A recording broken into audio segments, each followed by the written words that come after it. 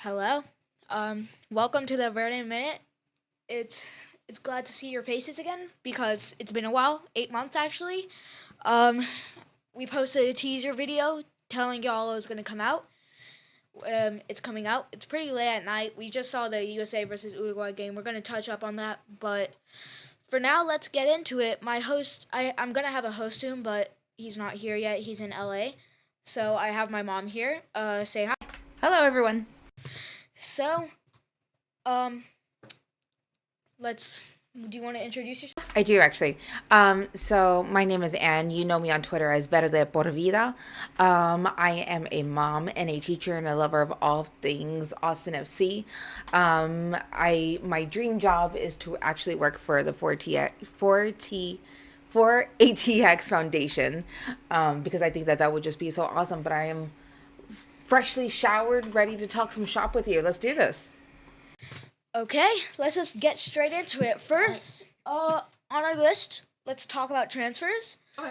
Um, let's talk about Usman Bukhari. He's been quite an exciting player. Very good in his old club, and it looks like we're glad to see him. He came to training recently. Mm-hmm. I hope he can produce in training and hopefully do something for that. Overall, 25 years old, gone in. He hit the Sue against Ronaldo. Yeah, I saw that. Yeah, That was actually really cool. Yeah, that was cool. Yeah. Um. I'm loving how active he is on Twitter too. I think Oh he's, yeah. making that connection with the fan base is so important. I think your mic's not No, it is. muted. Okay, sorry. So making that connection with the fan base is incredibly important. I think it's going to make him want to produce more, I feel like. And not to say that he's not going to want to produce already, but when you have that connection, you have that desire. Yeah, 1 million followers is quite big. What is really cool is that he's a both-footed player, so he will be able to throw off defenders. If they want to make him go to one foot or another, he could just keep on switching. That's really, really nice to see, especially that he's so young, just starting to hit his prime. Mainly a striker and also a right winger. I think we're gonna see him mostly in right winger because we already have a few good um, um, strikers. Do we? Yeah, Zardes, Rubio, that type of people. Yeah. Okay. I hear what you're saying. I wish we would get maybe a transfer in that could cover our midfield a little bit better or provide at least some subs for that. I know like Owen Wolf is the jack of all trades and he can kind of do everything, but I do realize that he's also very young still. You know what I mean? I feel like he needs the help. But I've been watching highlights on how do I pronounce his name? Usman. Usman. And he's gonna be great. Yeah, so I'm excited to see him. Obviously, that's going to be a big jump start for Austin FC. And let's get on to our next player. His name is, sorry if I butcher this, Oleksandr Svatok. 29 years old, Ukrainian, 2.3 million. That's going to put us deep down in debt. Center back, which is we have a lot of center backs now. I know. So, and that was going to be actually like my question. Like, I haven't seen a lot of this guy. I missed him on the Euros, so that was a bummer. But like, why do we keep getting center backs? I mean, I get it. Like, Wolfball is really defensive, right? But like, it would be really nice to actually put the ball in the net as well. Totally agreed with you. I like your opinion on that. Yeah. So I hope he's gonna put in some good defense with Cascante and Heinzike. I kind of if we get enough, maybe we could have two center backs, Cascante, Heinzike. I would love to see Gallagher go up, maybe push into midfield, possibly. What are your thoughts on that? I completely agree. I feel like hasn't he played striker before? Maybe for a previous team or maybe when we first started. I'm actually not sure about that. I would have to research that, but to be honest, I could see that actually happening. His speed, some of his shots, he's had some banger shots against RSL last year. That's one I could recall. Top right corner, really cool to see that. I could really see him being a striker too. Yeah, I completely agree. I think that having him push forward is definitely going to help in our midfield. Maybe he can get the ball to Driussi a little bit more. And, when Driussi has the ball, I mean, magic happens. So, Oh, my bad, guys. I switched scenes. I think I actually accidentally and we're pressed the wrong back. button. Yeah, wait. What did I press? Oh, I pressed that. Now That's we know. yeah. That's good to know. So All right, let's keep going. yeah, let's move on. So speaking of Copa America, just a few hours ago, USA versus Uruguay. I'm at a loss for words, but to be honest, that ref was something else, in my opinion. That goal that should have been disallowed. I don't know what your thoughts are, but I think he was a bad ref personally. I agree with you. I do think that the ref was completely in over his head, 110%. But that does not take away from the fact that we still didn't do our part, and we can sit here and make all the excuses in the world, but the fact is that you have to put the ball in the net to win games, and that's it. And we didn't do it, and so I it was disappointing. I thought that we played phenomenal the first maybe 35 minutes or so, 36 minutes maybe. The last excuse me, the last 5-10 minutes of the first half, we just completely went down. Uruguay completely stomped on us, and then it stayed that for the entire second half. It was I was curious what Berhalter was thinking. Yeah, maybe he was thinking, maybe he was like, oh no, this is it. This is like my last 60 minutes with the team. I'm going to get fired. But I don't know. I mean, this was just one bad result in a tournament, but I mean, I wouldn't be surprised to see him leave, but I also might like to see him his press conference after the game showed a lot about him, what he's going to do in the future.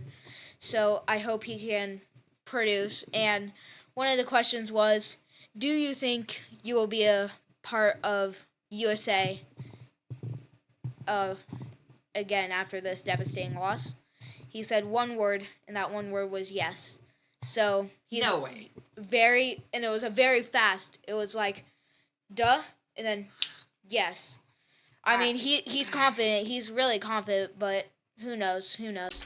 That's really interesting because in a previous post match interview within this tournament, um, he said that that's not for him to decide. He seemed a lot more um less confident, in that it wasn't a fast yes. So that's really interesting. I didn't know that. Yeah, I think maybe the question was leaning towards like, do you think you should be a part of this, and not do you think you are going to be a part of this? I think maybe he was like, well, I feel that I should be Yeah. a part of the whole loop, coach it. I mean, a new coach would set them back a lot, obviously, because they would have to regroup, know the coach, know their style of play. But who knows at this point? But honestly, like, we're already there. We're already behind where we should be. Like, we should be getting out of this stage and moving on. You know what I mean? Like, that should have been this should have been easy. So, when you say that a new coach is going to set us back, we're already there. So what do we have to lose at this point? Um, that was a very interesting claim, and I actually see what you're coming from. So, um, what do you think about just USA in general? Like, what are your thoughts on the team itself? Yeah, well, I mean, we have the talent. Um, Christian Pulisic always, gets all the, he's a captain and he's just like America's sweetheart and yada, yada, yada. But I think that Gio is the key to that team. I do. Yeah, that's interesting. I think we should set what happened with his father, Claudio, and all that. I don't think that should set him apart and be like, oh, since Claudio did this, now we're gonna hate on Reina. So, yeah, Yeah, and I think that a lot of that came from just, the whole American view of soccer, that you pay to play the game, right? And that we have all these tiger moms going out there and getting onto the coaches, and that was definitely the feel that it had to them. But that does not take away from the fact that he is incredibly talented. yeah. I was also really surprised with Aaron Robinson. He is mind blowing. I mean, we went to the I don't know if you knew this, but we went to the USA Bolivia game. That was beautiful. I didn't really see much from him in that game, but really, Yeah, I completely disagree. That was when I was like, okay, this dude is a freaking superhero. Like I was watching like a Superman, like Captain America, like flying by. It was freaking awesome. He was the one that I was most impressed with at that game. interesting. I thought I didn't really see him. My bad, my bad. I didn't really see him, but in the Panama and the Uruguay game, that's when I really saw him shine. Yeah. He's super physical, which I think we definitely need. We got kind of pushed around in the defense by Uruguay. Even Berhalter said that. So many people noticed it, but I mean, it is what it is. It's fine. I feel like we can just reshape. Maybe that's what. Maybe that's why some people think he should be fired, so that we could reshape that too. But yeah, Yeah, I'm not gonna give any opinions on firing and stuff like that, but I hear you. yeah, I probably won't either. Let I maybe stats, but still no. I mean, we shouldn't touch up on it. Um, we might get some hate, might Yeah. not. Yeah. But that's really the big thing about like this whole thing. Some like it's like half and half. Some people want him to be fired. Some people want him to stay. And I mean, both options are viable. I won't say one or the other, but I could see both definitely happening. Mm-hmm. Sounds good. So let's move on. Um, let's talk about Austin FC. Let's go away from Copa America.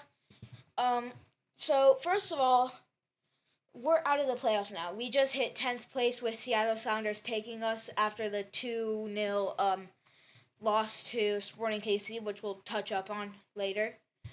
And I mean, it was expected.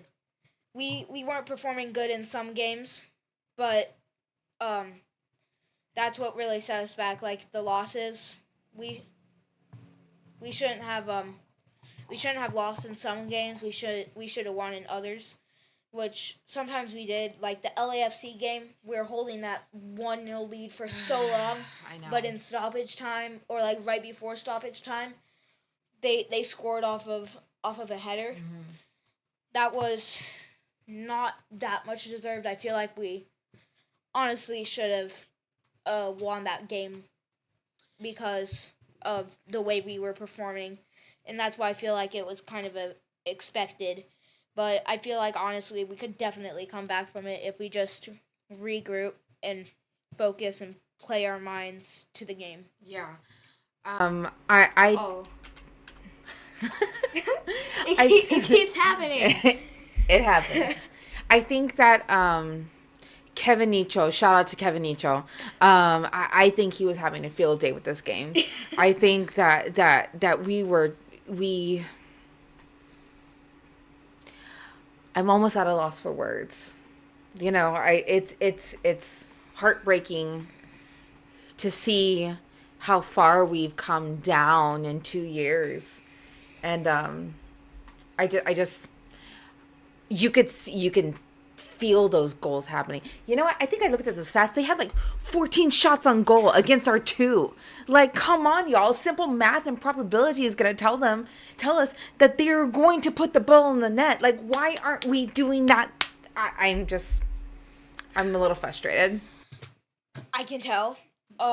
Yeah. I mean, 2 years ago we were at the top of the world. We felt like we were indestructible in the 2022 season, finishing second place and only losing in the Western Conference Playoff Finals to LAFC 3-0, which I that was kind of a shocker for me because back then when we weren't losing to LAFC or drawing all the time, we were winning 4-1. We won 4-1.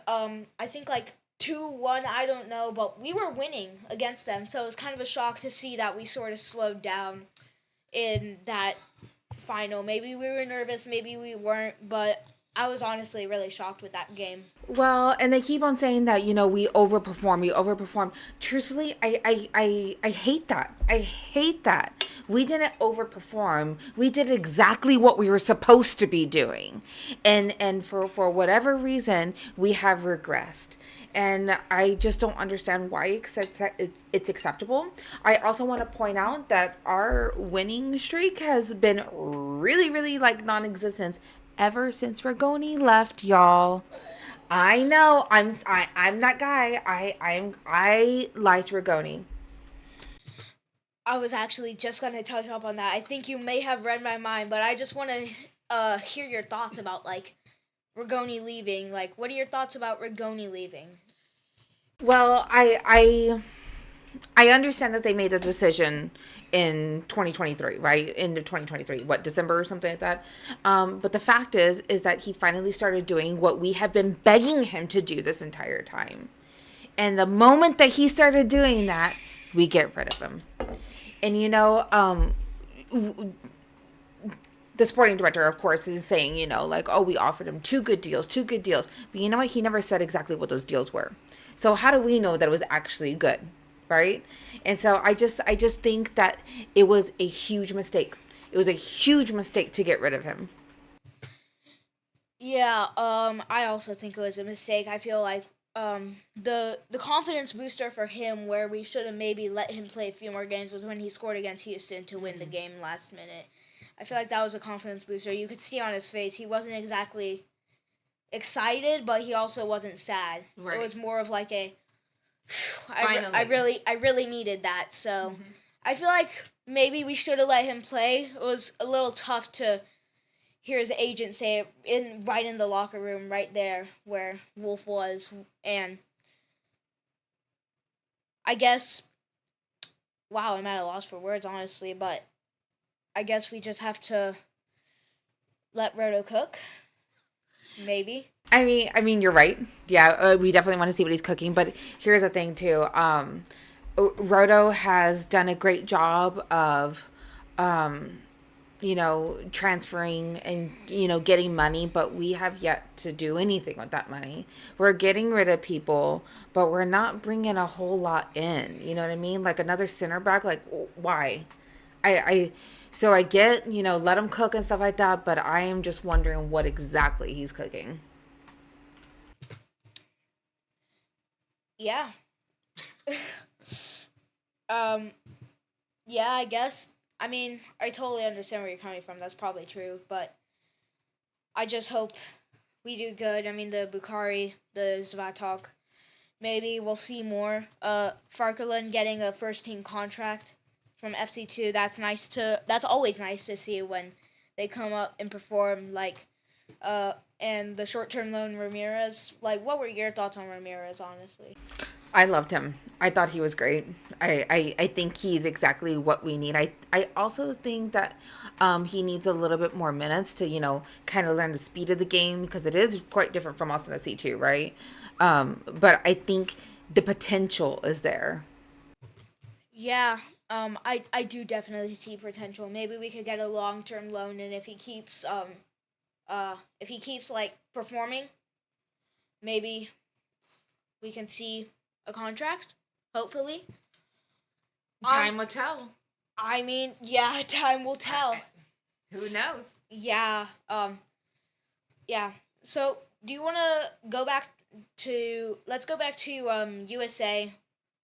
What are your thoughts on Panama? Because I definitely know that was kind of a shocker. I was home alone. You guys were like getting Claire from preschool or something like that, and you came back. I told you Okay, so the thing that happened in like the first 25 minutes, disallowed goal, Matt Turner got injured, and the icing on the cake, Tim Weah got a red card after pretty much punching uh, Yeah. a Panama player in the face. Well, I think that that was the start of our demise.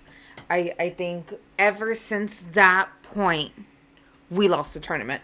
Ever since then, I think that that was a silly move on his part. He let his emotions get to him, which is something that all soccer players work on.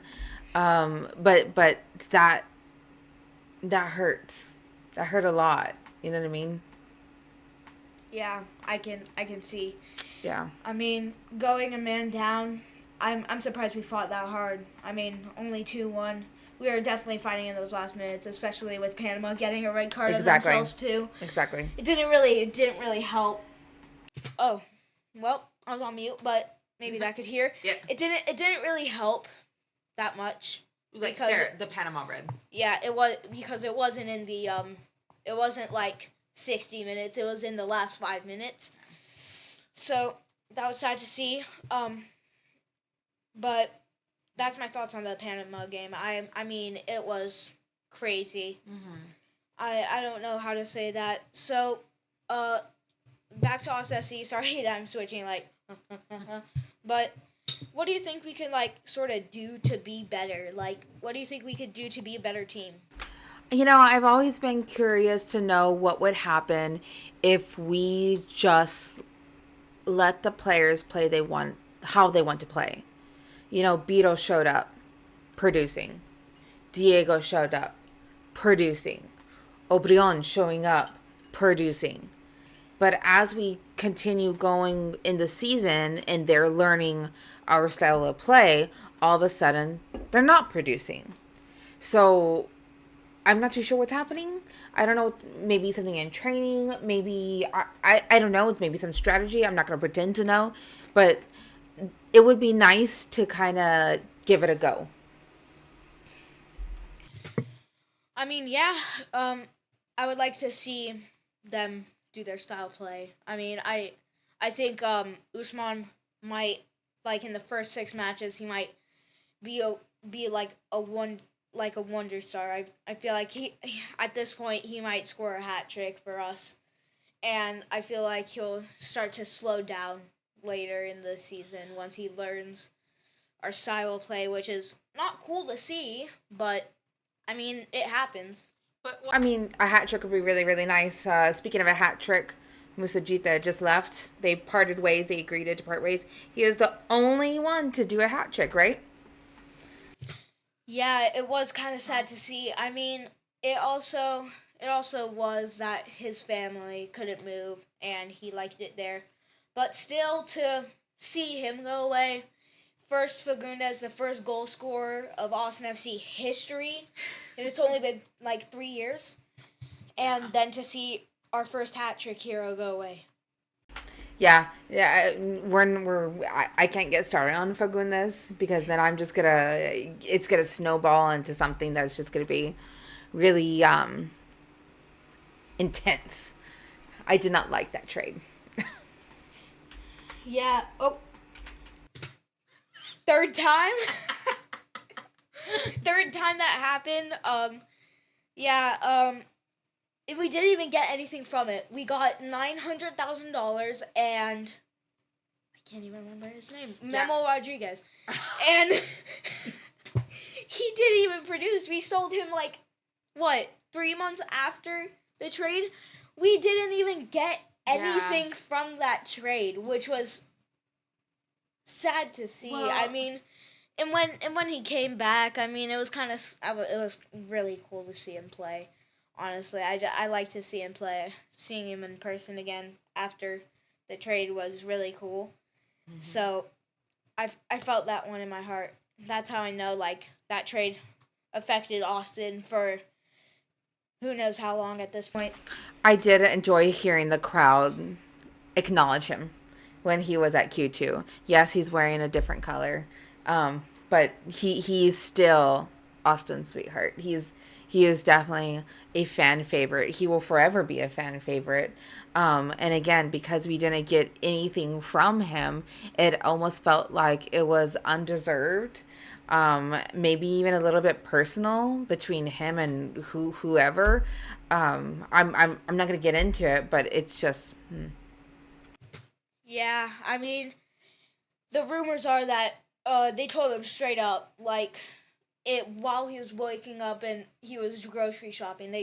He got a call, picked it up. Fagundes, you're out. You're getting traded to LA Galaxy. It was just like that. unexpected. It sounds like they didn't really care. They were just like, oh, bye.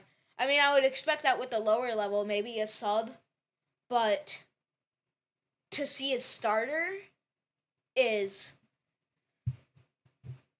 absolutely mind blowing, to be honest. I completely agreed. Ooh. Yeah. Right. So I think that will do it for the Verde Minute. 8 months. I'm glad to see y'all again. If you have any suggestions what we should talk about next or how to improve this, I mean it's a first time. It's a first time for everything. So tell us how we should improve it. We'll hopefully get it fixed and what we should talk about, and I guess that's it. All right. Okay. Goodbye.